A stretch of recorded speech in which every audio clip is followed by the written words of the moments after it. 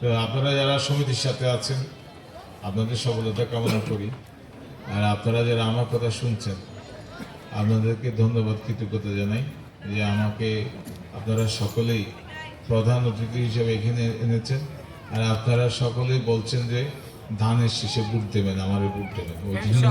ওই জন্য আপনাদের সকলকে ধন্যবাদ। আর মাত্র 3-4 দিন আছে, আর মাত্র 3-4 দিন আছে, আর মাত্র 3-4 দিন আছে। আপনারা একটু আপনার পরিবার, আপনার এলাকা সবাইকে একটু বলবেন আমার জন্য 3-4 দিন কষ্ট করবেন। সকালে গিয়ে ভোরে গিয়ে ধানের শীষে ভোট দেবেন। একদিন আমার জন্য কষ্ট করবেন, আমি আপনাদের জন্য 5 বছর কষ্ট করব ইনশাআল্লাহ।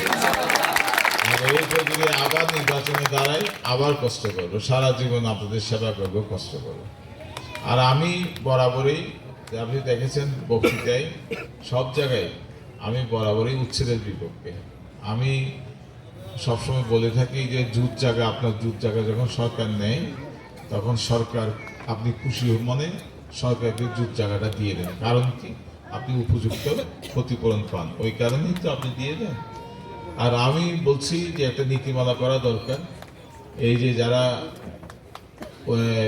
খাস জমিতে থাকে, পিএফ জায়গায় থাকে, তারা জুট জায়গা থাকলে তো এখানে থাকতো না। বিভিন্ন কারণে, নদী ভাঙার কারণে অথবা দরিদ্রতার কারণে খাস জায়গা এবং পিএফ জায়গায় থাকতে হয়। আপনারাও দোকান দোকান করেছেন।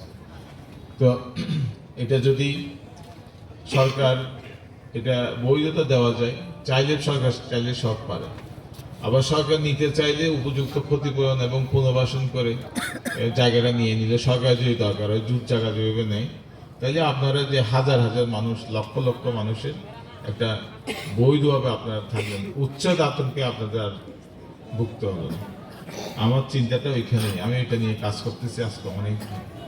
এবং আমার কাছে মনে হয় যে যদি এইবার যদি বিএনপি সরকার ক্ষমতায় আসে তাইলে ওইটা আমার এই স্বপ্নটা ভূমিহীনদের ভূমি দেওয়া অথবা বৈধতা দেওয়া, খাস জমিতে বৈধতা দেওয়া, ওইটা ইনশাল্লাহ এই স্বপ্নটা বোধহয় আমার বাস্তবায়ন।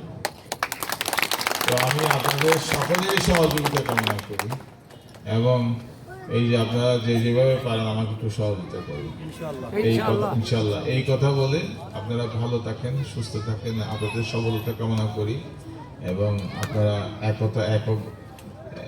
ঐক্যবদ্ধ থাকবেন। আর দ্বিতীয়ত আপনাদের এই যে আরো কিভাবে ভালো করা যায়, আরো কিভাবে কাস্টমার আপনাদের দোকানে আসে, চিন্তা করবেন। উৎকর্ষতা, দেশপ্রেম কি, দেশকে ভালোবাসাটা কি, এটা এটা এটা কিভাবে ভালো, এটা হলো যে নিজে আপনি যে ব্যবসা করতেছেন, ব্যবসায়ীটা কিভাবে উন্নতি করা যায়, কিভাবে উৎকর্ষতা সাধন করা যায়, নিজের পেশাটা কিভাবে উৎকর্ষ সাধন করা যায়, ওই উৎকর্ষতা সাধনের এটাই হলো দেশপ্রেম।